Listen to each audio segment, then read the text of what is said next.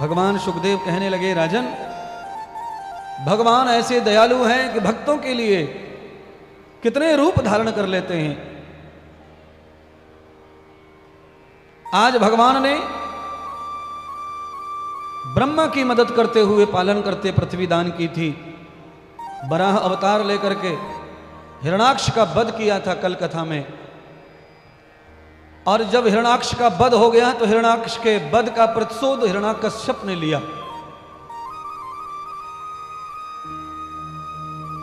दोनों भ्राता हैं, महर्षि कश्यप के यहां इनका जन्म हुआ, और इस जन्म में भी माता ही कारक है और कारण है। महर्षि कश्यप के 2 विवाह हुए, अदिति और दिति से। अदिति ऐसी माता है जो धर्म नियम संयम पालन करती हैं, और दिति ऐसी माता है कि जब उनके मन में इच्छा पैदा हो गई वासना की, तब ही उनको वासना तृप्ति करनी चाहिए, नहीं तो वो क्रोधित हो जाती थी। एक दिन महर्षि कश्यप ध्यान कर रहे थे, संध्या काल था, सूर्य अस्त हो रहा था, और उसी समय ध्यान अवस्था में ही चली गई वासना की तृप्ति के लिए। महर्षि कश्यप ने देवी को बहुत समझाया पर नहीं मानी, और देवी को कहा, देवी दिया जलाओ, यज्ञ करो, यह कर्म इस समय करने का नहीं है। पर जब दिति नहीं मानी, वासना अंध हो गई, तो महर्षि कश्यप को पति होने के नाते उनकी इच्छा पूरी करनी पड़ी। तब महर्षि कश्यप ने दिति को श्राप दे दिया कि तेरे गर्भ से राक्षसों का ही जन्म होगा। तत्वाम योग ब्राह्मणम तम पुरुषम या न धीमहि। हो तो यही सब घरों में रहा है महाराज। है जब स्त्री या पुरुष दोनों वासनांध हो जाते हैं और उसका परिणाम है कि गर्भ हो जाता है पेट में, तो उसका मतलब है राक्षस होना, कुटित बच्चों का जन्म होगा। क्योंकि जिन बच्चों को त्याग और तपस्या का प्रतीक मानकर पैदा नहीं किया गया है, वो बालक चाहे पढ़ने में होशियार हों, चाहे वो नौकरी में बड़ी पोजीशन पर हों, पर उनके अंदर दैत्य ही समाया हुआ है, राक्षस गुण ही समाया हुआ है। इसीलिए बहनों और प्यारे बंधुओं, सब कुछ आप नियोजन से करते हो, केवल औलाद के बारे में आंख बंद करके करते हो। है दुकान खोलोगे 1000 जगह पूछोगे, घर बनाओगे 100 पंडितों से पूछोगे, घर में मकान बनाना है तो आर्किटेक्ट से अलग अलग नक्शा बनवाओगे, बार बार दीवार गिरवा कर वास्तु सही करोगे, पर संसार में जब बालक पैदा करना है तब किसी को नहीं पूछ रहे हो। क्या होगा परिणाम?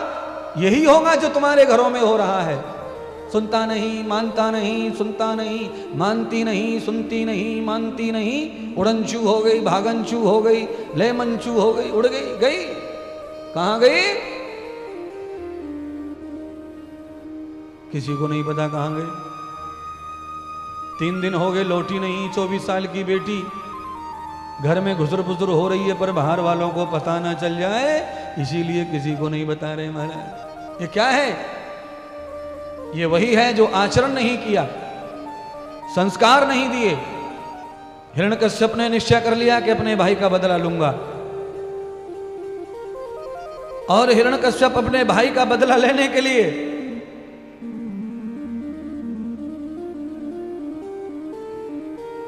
ब्रह्मा जी को प्रसन्न करना चाहता है, और ब्रह्मा जी से आशीर्वाद लेकर ऐसा वर प्राप्त करना चाहता है जिससे विष्णु उसे मार ना सके। महारानी कयाधु हिरण्यकश्यप की पत्नी है, महातपस्वी महाधर्मात्मा। कल्पना सुनिए, कथा सुने। हिरण्यकश्यप की पत्नी कयाधु ने एक भी बार पति का अभी साथ नहीं किया। महारानी कयाधु ने यह व्रत लिया है, जब तक मेरा पति अपने मुंह से भगवान का नाम नहीं उच्चारण करेगा तब तक मैं इसके पुत्र की मां बनने वाली नहीं हूं। ये व्रत नारी धारण कर ले तो फिर सारे काम अच्छे हो जाएं, पर सब नारी तो ऐसी नहीं हो सकती। मंदोदरी जैसी और कयाधु जैसी, पति राक्षस और पत्नी भगवान विष्णु की भक्त। महारानी कयाधु ने देखा कि मेरे पति आज कहां जा रहे हैं, सज धज कर पूछा तो कहा, देखो कयाधु, आज मैं मदनाचल पर्वत पर जाकर के ब्रह्मा का ध्यान करूंगा, गुरुदेव शुक्राचार्य के मंत्र का जाप कर ब्रह्मा को प्रसन्न कर लूंगा, और ब्रह्मा से वरदान मांगूंगा कि मुझे नारायण को मारने की शक्ति प्रदान करें और मैं विष्णु के हाथ से ना मर सकूं, ऐसा वर देवे। चला गया। महारानी कयाधु ने भगवान विष्णु का ध्यान किया, सुंदर सुंदर भोजन बनाए, घर को धोया, घर को पोंछा। और आज जब दुष्ट भगवान विष्णु का दुश्मन घर में नहीं था तो महारानी कयाधु ने भगवान को भोजन प्रसादी का काम किया। वो करने नहीं देता था पूजा पाठ। पति जाने के बाद में घर धोया, सुंदर देसी गाय के घी में पकवान बनाए और भगवान विष्णु को भोग लगा करके प्रसाद बनाकर भोजन को रख दिया। और भगवान से प्रार्थना करने लगी, हे नारायण, मेरे पति को आज ऐसी कृपा कर देना कि उसे ब्रह्मा जी प्रसन्न ना हो पाए। अगर आपको जीतने का उसने कामना की तो उसका कल्याण कभी नहीं होगा। हे परमात्मा, मैं आपकी भक्त हूं, मेरे पति का कल्याण हो, ऐसा मैं चाहती हूं। इसीलिए ब्रह्मा की साधना, ब्रह्मा के भजन में बाधा डालो। तो महारानी कयाधु का वचन श्रवण करके भगवान तोते का भेष बनाकर मद्राचल पर्वत पर चले गए। जैसे ही हिरण्यकश्यप जैसे ही पूरब की ओर मुंह करके प्रातःकाल ध्यान के लिए बैठा, तभी भगवान नारायण तोते का रूप बना करके उड़ते हुए अपना ही नाम आकाशवाणी करने लगे, नारायण नारायण नारायण। बोलो नारायण नारायण नारायण, बोलो नारायण नारायण नारायण। कान में नारायण शब्द पढ़ते ही चिढ़ गया राक्षस, पगला गया, कमंडल फेंक के मारा, आसन उठा के फेंक दिया और क्या कहने लगा, अपशगुन हो गया, अपशगुन हो गया, अपशगुन हो गया। बोलो, आदमी की जब मौत आती है तो उल्टे उल्टे काम करता है और विपरीत बुद्धि हो जाती है। विपरीत बुद्धि हो गई। सारी दुनिया कोई भी अनुष्ठान करती है भगवान का नाम लेके और ये कहता है अपशगुन हो गया, नारायण नारायण शब्द कानों में पड़ गया। ऐसा अकेला नहीं है ये, जामताड़ा में भी हजारों की संख्या में निकलेंगे जिनको भगवान की कथा पसंद नहीं है। कई गालियां दे रहे होंगे, माइक की आवाज जा रही होगी दुकान पे तो मेरी माँ बहन कर रहे होंगे बैठे बैठे, यजमान की ऐसी तैसी कर रहे होंगे दुकान पर, ये और चिल्लाने आ जाते हैं बाबा कथा लेकर, कभी कभी कब कुछ, कभी कब कुछ। पर ऐसे लोग दो चार होते हैं, पर लाखों लोग कथा के प्रेमी होते हैं। दो चार की कौन सुनता है?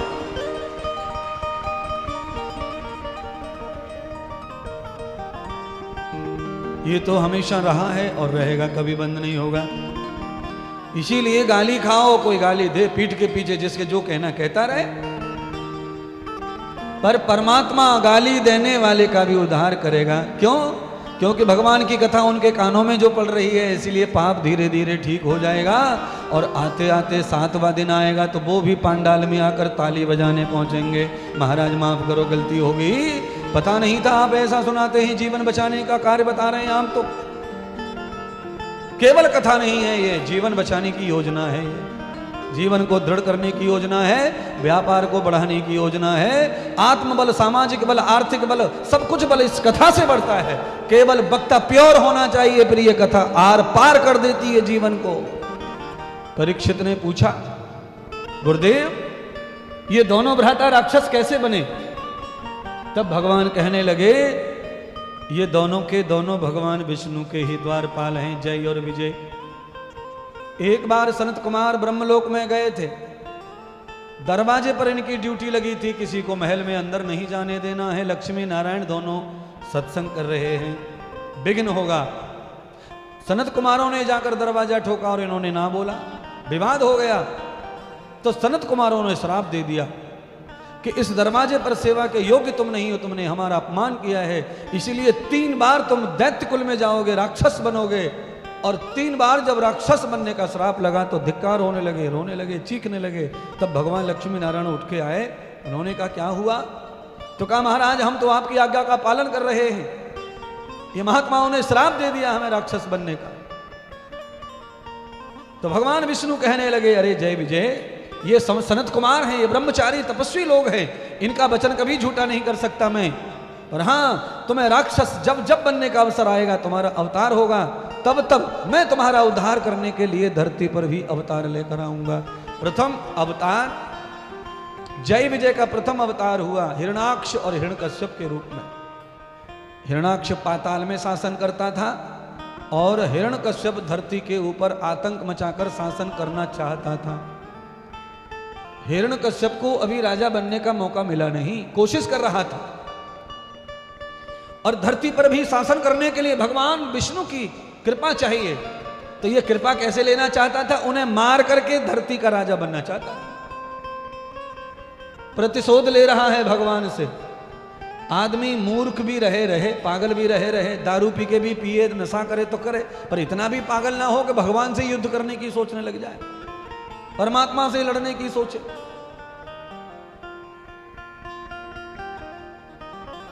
लड़ाई हमेशा बराबर के में अच्छी होती है। हाँ?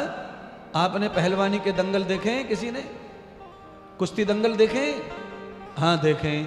कुश्ती दंगल में क्या करते हैं? रेफरी बराबर का हाथ जुड़वाते हैं, बराबर का, और बराबर के हाथ जुड़वा के हार जीत होती है तो अच्छा लगता है।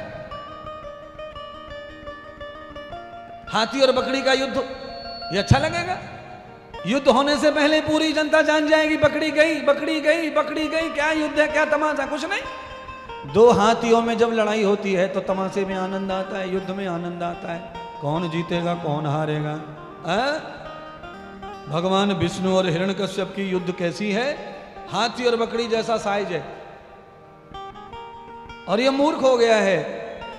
प्रतिशोध की भावना इसके मन में पैदा हो गई, इसलिए पगला रहा है, बुद्धि काम नहीं कर रही है। दूसरी जगह पर जाकर आसन डाला, सूर्य अस्त होने वाला है, इसने पश्चिम में मुंह कर लिया और अपने गुरुदेव का मंत्र जाप करने लगा।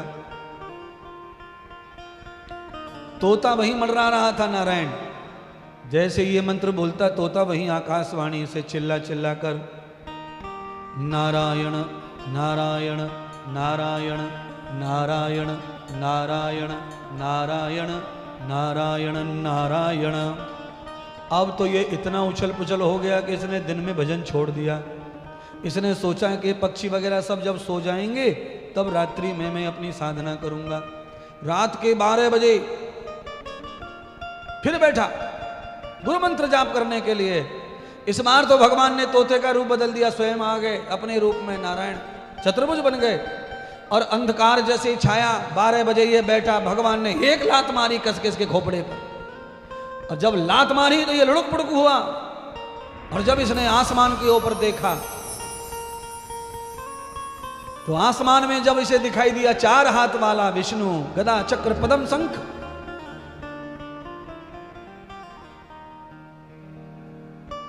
आकाशवाणी हो गई नारायण नारायण नारायण नारायण नारायण नारायण नारायण नारायण नारायण नारायण। श्रीमन नारायण भगवान की जय हो। 6 महीने का कह कर गया था घर से, शाम को ही रात में ही लौट के घर आया। पत्नी ने देखा कि 6 महीने की कह कर गया था दुष्ट, शाम को ही लौट आया ये तो। पत्नी जब तक पूजा पाठ करके भोजन भजन करके फ्री नहीं हुई तब तक घर पहुंच गया।